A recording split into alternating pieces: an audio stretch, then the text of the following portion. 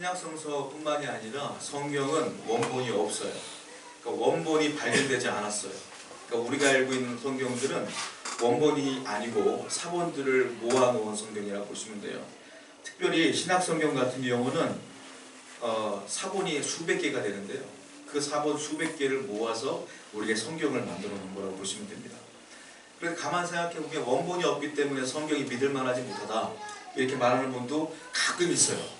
그렇지가 않습니다. 왜냐하면 원본이 있었으면 오히려 하나님의 원본이 없는 것이 하나님의 섭리인 것 같아요. 왜냐하면 만약에 누군가가 원본을 갖고 있다고 하면 그것은 액수로 따질 수가 없어요. 돈벌이에 불과할 거야. 그것은. 그리고 원본 갖고 있는 사람이요 보관을 잘 못할 것이고 또 아울러 더불어 자기가 원하는 만큼 고칠 수가 있어. 자기 마음대로 원본을. 그래서 하나님의 섭리였던 것 같아요. 원본이 발견되지 못한 게 하나님의 섭리인 것 같아요.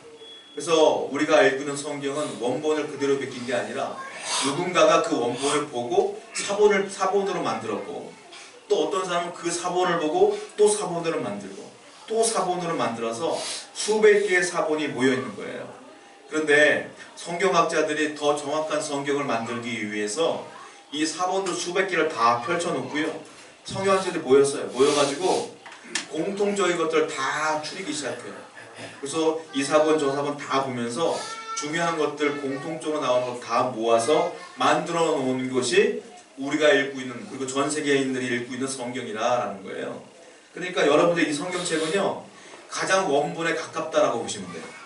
그 성경을 우리가 읽고 있는 것이다라고 보면 돼요. 그런데 이게 성경이 사본들이다 보니까 뭐 지금이야 인쇄술이 발달해서 뭐 하나 종이 갖다 놓고 이거 카피 좀 해주세요 그러면 복사기로 딱 뽑든지 인쇄소에 가면 인쇄물로 다 만들어내잖아요. 근데 이때는 그런 게 없었단 말이에요. 기술이. 이거 어떻게 했느냐 성경을 놓고 일일이 다 쓰는 거야. 그 필사한다는 거야. 필사.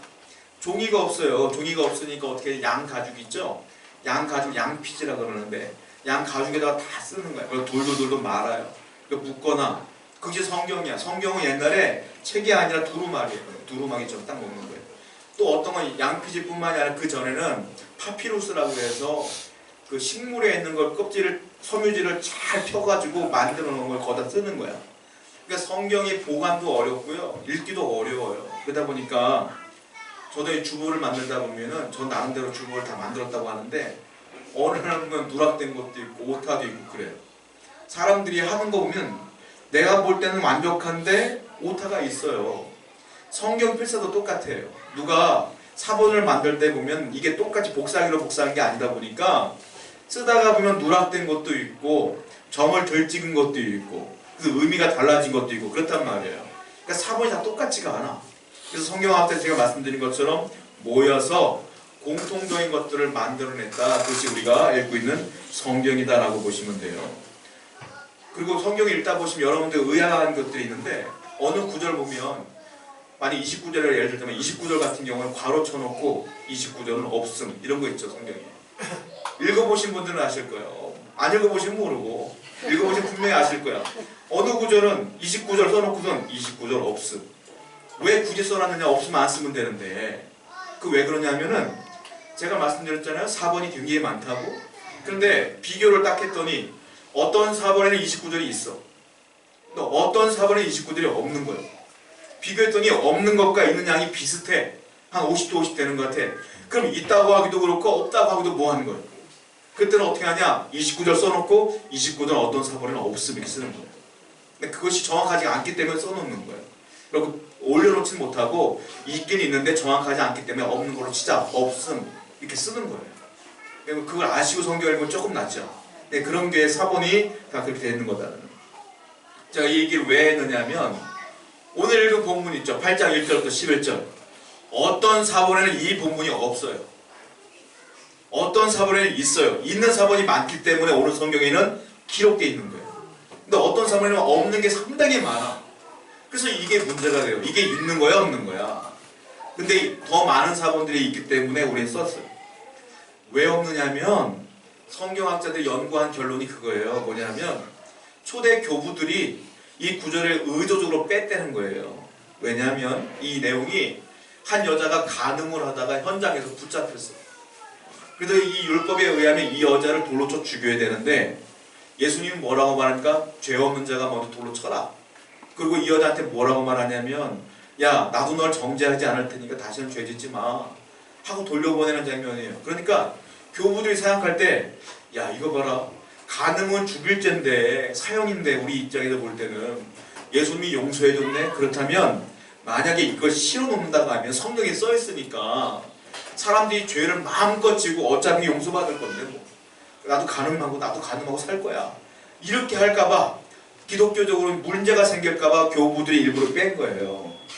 그런데 대부분의 사본이 있기 때문에 오늘 성경은 기록되어 있는 것이다.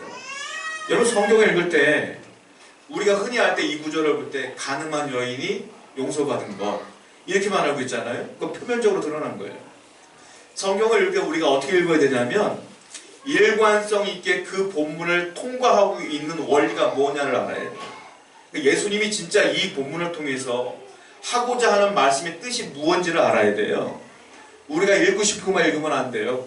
드러난 것이 간음한 여인이 붙잡혔는데 용서받았네? 아 그렇구나. 우리도 마음껏 죄져도 되겠구나. 결론 내면 안 된단 말이에요. 이 얘기가 왜 써있느냐면 간음한 여인과 예수님의 대화는 짧아요. 누가 대화 기냐면 앞에 있는 바리새인과 서기관들의 대화가 더 길어.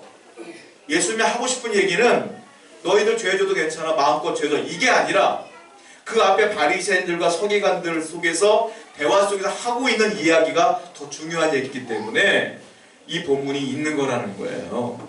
이 본문에서 주님이 하고 있는 이야기가 뭐냐, 이 이야기, 이 주제를 관통하고 있는 진짜 원리가 무엇이냐, 주님이 하고 싶은 말씀이 무엇이냐, 한마디로 말씀드리자면 위선적인 자들아 위선하지 말라 이거예요.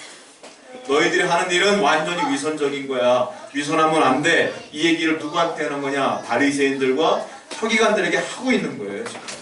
예수님이 하고 싶은 얘기는 간음한 여인에 대한 이야기가 아니에요. 이 바리새인들과 서기관들에게 하고 싶은 말이란 말이에요. 왜냐하면 위선이라는 단어로 영어로 말하자면 히파크리스라는 단어를 쓰는데 이게 헬라에서 왔어요. 헬라어의 뜻은 위선이라는 단어는 어떤 뜻이냐면 무대에서 연기하다, 이게 위선이에요. 무대 위에서 연기하는 게 위선인데 예를 들자면 이런 거예요. 여러분 드라마 같은 데 보면 남자나 여자나 주인공들은 뭐 이렇게 착한지 모르겠어요. 너무 착해. 그리고 키가 남자는 다 185 이상인 것 같아. 우리 같은 사람은 주인공도 못 해먹었어. 다 키가 크고 왜 이렇게 잘생겼는지 몰라. 그 잘생긴 데다가 마음씨도 왜 이렇게 착해요. 주인공들은. 그리고 성격도 얼마나 온순한지 몰라. 늘 당하기만 해. 그러니까 우리가 시청자의 입장에서 볼 때는 그냥 뭐든지 이뻐. 여자 같은 경우는 맨날 당하다가 나중에 회장님 아들만나 결혼해서 행복해지고 막 이러잖아. 그러니까 우리가 볼 때 시청자들이 볼 때 너무 이쁜 거야. 너무 이뻐. 그런데 가까이 살고 있는 누군가 있을 거 아니야. 친구라든지. 근데 그 친구들은 가슴이 아파. 왜? 제가 그렇게 착한 애가 아니거든. 참 못돼 쳐먹었거든. 이기적이고 못돼 쳐고 욕도 잘하고 얼마나 못됐는데 연기만 하면 착한 역할을 하니까 기분 나빠. 그런 거 있죠. 그걸 뭐라고 말하냐? 그걸 위선이라고 그러는 거예요. 무대 위에서 다른 인격을 연기하는 걸 위선이라고. 다른 반대말도 있잖아요. 어떤 사람은 맨날 악역만 해. 막 그 길거리 다니다 보면 못됐다고 아줌마들 등을 막 때리질 않나. 맨날 그래. 근데 가까이 있는 사람은 가슴이 아프고 얘 너무 착한 애거든. 다만 인상이 안 좋아서 악역만 하는 거거든. 너무 착해. 이것도 위선이야. 그러니까 본질과 겉으로 드러나는 모습이 다른 건 위선이에요. 그게 성경적인 말이란 말이에요. 주님이 오늘 하고 있는 말씀이 뭐냐면 너희는 위선자다. 이 얘기를 서기관들과 바리새인들에게 하고 있는 거예요. 지금 너희는 아주 나쁜 사람들인데 지금 아주 착하게 연기하고 있네. 자, 어떻게 연기하는지 볼까요? 요한복음 8장 4절 말씀 보세요. 읽어봅니다. 시작.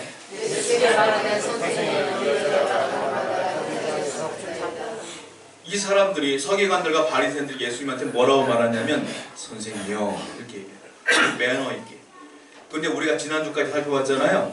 이 바리새인들이 어떻게 했어요? 자기 하수인들한테 야 예수를 잡아와라. 야 죽여야 된다. 사형시켜야 된다. 근데 하수인들을 잡으러 갔어.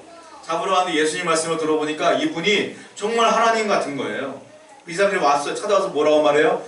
저분 정말로 메시아인 것 같습니다. 라고 말했더니 그 사람들이 뭐라고 그랬어요? 너희도 미혹되었느냐? 기억나시죠? 지난주 설교. 그랬던 사람들이 이 사람들이에요. 지난주까지만 해도 그랬어. 근데 이번 주 보니 갑자기 뭐라고 말해요? 선생님. 아주 매너 있게. 선생님이라는 건 당신은 나보다 높은 존재예요. 뭔가 나한테 좀 가르쳐주세요. 이런 뜻이거든요. 그러니까 이 사람들이 이렇게 얘기해. 예수님께서 이 얘기를 우리가 알고 있다면 솔직히 우액이죠. 우액. 야, 이거 봐라. 이런 거 아니겠습니까? 예수님도 똑같은 거예요. 다 알아보고 있거든. 이 사람들 어떤 사람들인지. 근데 아주 매너 있게 점잖은 목소리로 선생님. 자, 뭐라고 합니까? 봅시다. 뒤에 봅시다. 8장 5절에 시작. 선생은 어떻게 말하겠나이까? 분명히 모세 율법에는요, 가늠하다가 현장에서 붙잡힌 사람은 돌로 쳐 죽이라고 했습니다. 자, 나보다 당신이 위대한 것 같으니까 물어보겠습니다.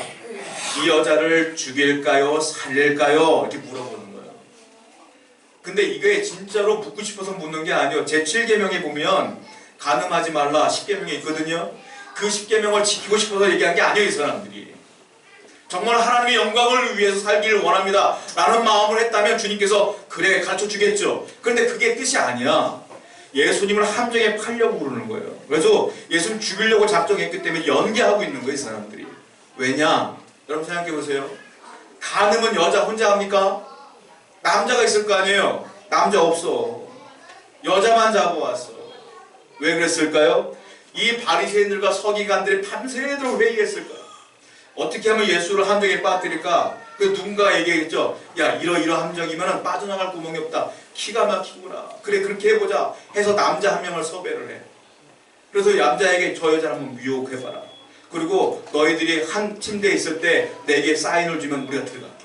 여러분 생각해보세요. 남자하고 여자가 몰래 가는 걸 하는데 어떻게 바리새인들이 거기 있는 줄 알겠어요? 아무도 모른다고. 근데 어떻게 잡아왔냐고. 이거는 연기가 된 거야. 섭외가 된 거야, 남자가. 그러니까 남자가 사인을 줬을 때 들어와서 여자만 잡아간 거 남자는 풀어준 거예요. 왜? 이 사람들은 제7계명을 지켜야 된다. 하나님의 영광을 위해 살아야 된다. 전혀 관심 없어요. 예수님 죽일 생각만 있는 거예요. 그러니까 함정을 판 거예요. 이 함정이요, 굉장히 완벽한 함정입니다. 나중에 설명해 드릴게요.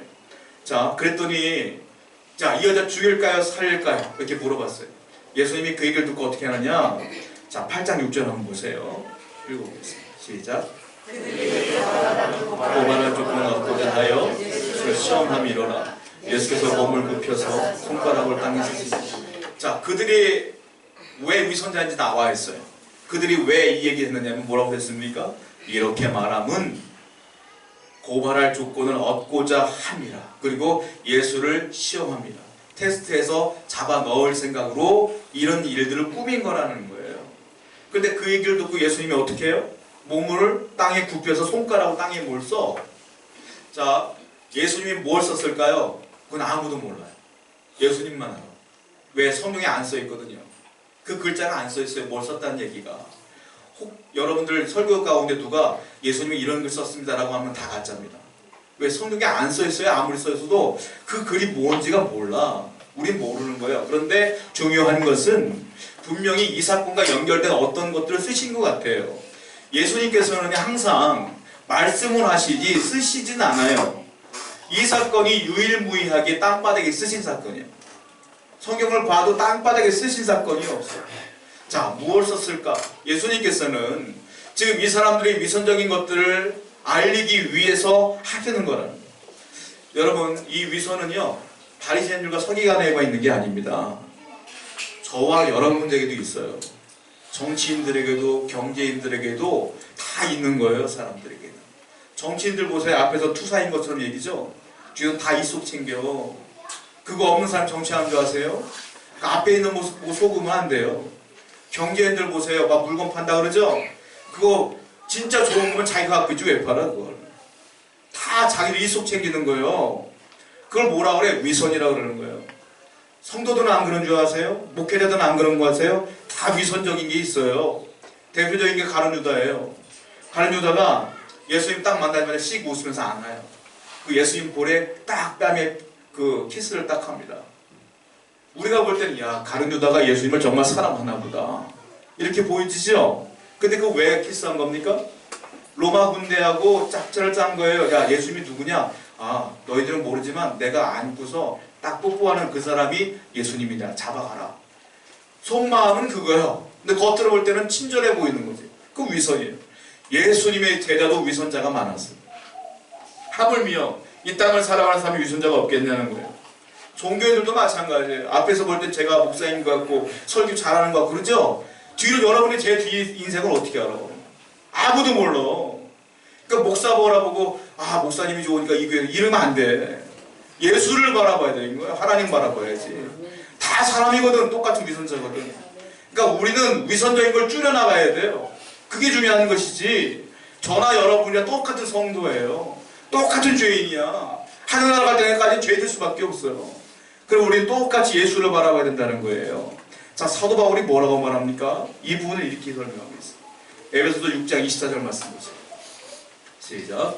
우리 주 예수 그리스도를 변함없이 사랑하는 모든 자에게 은혜가 있으리라. 사도 바울이 이렇게 말해요. 우리 주 예수 그리스도를 변함없이 사랑하는 모든 자에게는 뭐가 있다고요? 은혜가 있다. 우리나라 말로는 변함없이라는 단어 썼는데 영어로는 sincerely라는 단어인데 이게 더 정확한 뜻이야. 뭐냐? 성실하게, 진실하게 이런 뜻이에요. 그러니까 이걸 다르게 읽어보면 이렇게 되는 거예요. 우리 주 예수 그리스도를 성실하고 진실하게 사랑하는 모든 자에게 은혜가 있을지어다. 진실하다는 게 뭐예요? 위선적이지가 않고 정말로 일관적이고 똑같이 예수님 사랑하는 사람에게 뭐가 있다고요? 은혜가 있다. 반대말로 말하면 위선적으로 믿는 사람에게 은혜가 없다. 성도들은요 평생에 살아갈 때에 주일날은 다 은혜로워. 제가 볼 때는 다 옷도 잘 입고 다 매너 있게. 저한테 승질내는 사람 없어. 다 매너 있게 돼. 그런데 여러분들의 삶의 그 현장에서는 제가 어떻게 하는지 모르잖아요. 일주일 동안 욕을 하는지 거짓말을 하는지 속여먹든지 하나님과 관계없이 살다가 주일날만 오면 사람들이 막 거룩해 보여. 다 거룩해 보여. 그걸 뭐라고 말해요? 위선적인 신앙이라는 거예요. 주님께서 말하는 진짜 신앙인은 뭐예요? 오늘 예배드리고 은혜를 받았으면 월요일도 똑같이 주님을 위해 복음도 증거하며 말씀도 읽으며 전도하며 죄지면 회개도 하며 안 지려고 애를 쓰며 그렇게 살다가 주일날 오면 뭐가 와? 은혜가 오는 거예요. 근데 위선적으로 일주일 동안 살다가 교회 오면 뭐가 없어? 은혜가 없는 거예요. 그러니까 성도들은 제대로 사는 성도들은 주일만 오면 은혜를 받아야 정상인 거예요. 왜 뭐라고 써있어요? 변함없이 사랑하는 모든 자에게는 은혜가 있을지어다. 아멘. 그러니까 여러분들이 은혜를 받아야 되는 거예요. 주일마다. 그래야 될 줄로 믿습니다. 우리는 위선적인 신앙인이 아니라 진짜 성실하고 진실된 신앙인이 될 줄로 믿습니다. 성도들이요 나는 죄가 없는 것처럼 착각으로 사는 사람이 있어요. 그걸 위선이라고 말해요. 우리는 다 죄인이에요.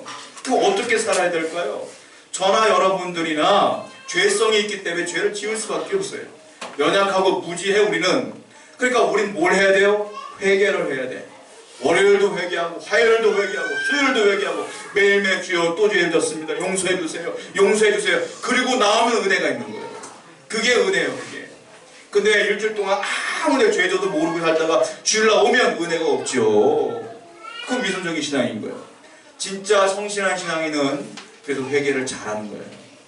여러분 내가 죄가 있어서 회개하는 거예요. 죄를 아는 자가 회개하는 거예요. 죄를 모르는 자는 백날 회개 못해. 그러니까 매일매일 회개하는 그 놀라운 은혜가 여러분 가운데 있기를 축원드립니다. 그것이 진실된 신앙인이다. 그걸 바리새인들과 서기관들이 똑같이 하고 있어요. 자, 예수님이 이 질문을 들으시고 이걸 해결하시는데 그 지혜가 너무 놀랍습니다. 자, 이게 얼마나 완벽한 함정이냐면 잘 들어보세요.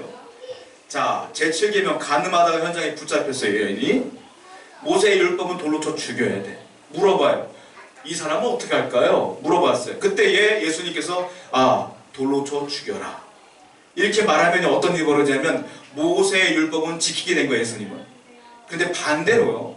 이 당시 어떤 상황이냐면 이스라엘은 로마의 속국이에요.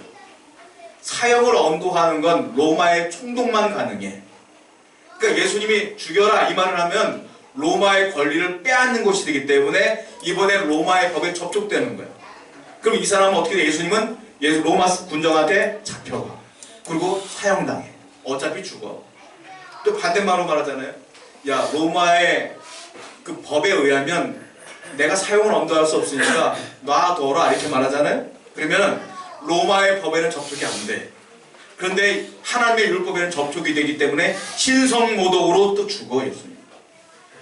이래도 죽고 저래도 죽는 거예요 이 사건이. 그 얼마나 완벽한 함정입니까? 근데 예수님이 뭐라고 그랬어요? 땅바닥에 뭘 썼어요. 그랬더니요 움찔해. 이 바리새인들 허기관들이 그걸 봤나 봐요. 움찔해.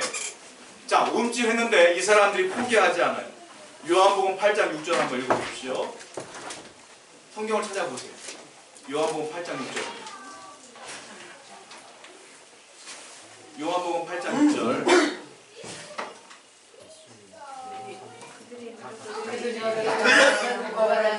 아니요, 지금 시작하면 읽을게요. 요한복음 8장 6절. 준비 시작. 그들이 이렇게 말하면 고발한 조건으로 혼자여 예수를 시험하기로다.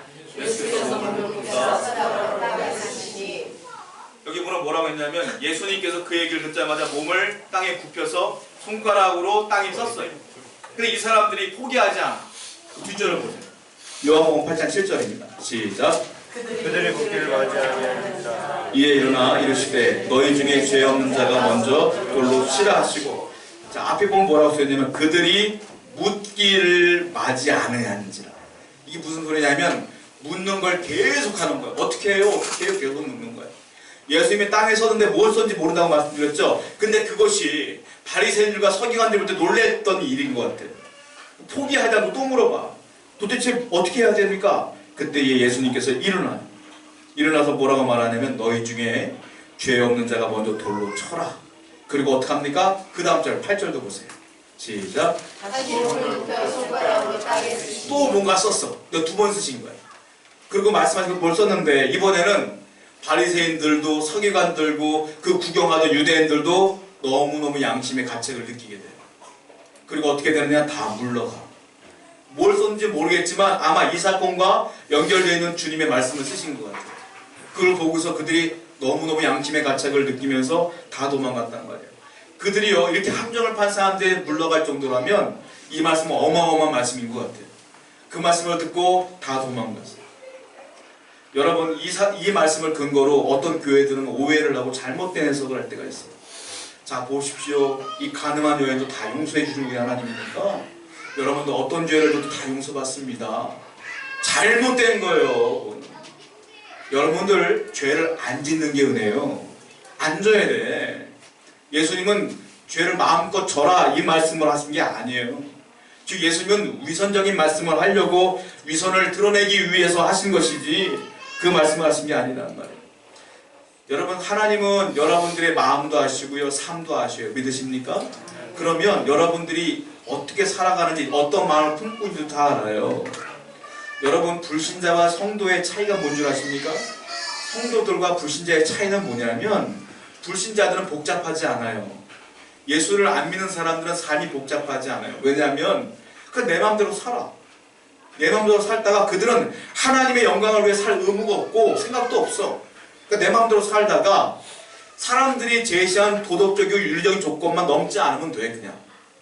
내 마음대로 살면 돼. 저 사람이 그 사람 똑같이 살면 돼 그냥. 근데 예수 믿는 우리는 복잡해요. 왜냐하면 내 안에 죄성이 있고 심지어 아담과 하와부터 내려오는 원죄의 본성도 있어 우리는. 그러니까 자꾸 죄를 지으려고 그래 악한 마음이. 근데 우리가 예수를 믿음으로 이 안에 누가 계셔요? 성령님이 계셔. 그래서 성령님은 하나님의 영광을 위해 살려고 그래. 그러니까 어떤 일이 벌어지냐면 나는 죄를 짓고 싶은데 성령은 못 지게 하네. 양심의 가책을 주시네. 그러니까 맨날 뭐가 있어? 싸움이 있어. 그걸 뭐라 그래? 갈등이야. 죄를 지어도 행복하지 않아. 맨날 내 마음속에 불편함이 있는 거예요. 그러니까 우린 복잡해요. 성도들은 그게 복잡한 인생이 있어요. 여러분 그러할지라도요 여러분들은 항상 신의 성품에 참여한 자가 되어야 돼요. 하나님 믿는 일에 하나님 영광을 위해 사는 일에 결정을 해야 될 줄로 믿습니다. 그래야 신앙생활을 잘하는 거예요. 빛이 있는데요 빛과 멀어지잖아요. 그럼 어두워지지 않습니까? 내 옷에 뭐가 묻었는지 몰라요 아무도. 밤에 뭐가 묻었는지 아십니까? 아침이 됐더니 뭐가 막 묻어 있어. 빛이 가까워지면 보여요. 빛이 멀어지면 안 보여요. 하나님의 빛이 여러분 안에 있으면 죄가 보이는 거예요. 그러니까 그 죄를 버려야지. 죄를 지라고 쓰신 게 아니에요 성경은. 그 여자에게 뭐라고 말합니까? 야, 다 도망갔다. 나도 너를 정죄하지 않을게. 그럼 뭐라고 말씀하셨어요? 너 다시는 죄 짓지 말아라 그랬어요. 이게 핵심이에요. 다시는 죄 짓지 말아라. 무슨 말씀이에요? 회개의 기회를 줄게. 이제 회개하고 똑같은 죄를 짓지 마. 이게 핵심인 거지. 아, 맨날 용서해 주니까 또 죄야지. 아니에요. 저 여러분들은 이 안에 성령님이 계시는 줄 믿습니다. 그럼 더 이상 위선적인 신앙생활 하면 안 돼요. 우리는 다시는 죄 짓지 말라. 이 말씀을 들어서 항상 신실하게 하나님 믿어야 될 줄로 믿어요. 위선적인 신앙인이 아니라 오늘 예배 드리고 내일부터 또 성실하게 거룩하게 살아가는 여러분 되기를 축원드립니다. 함께 우리 기도하겠습니다.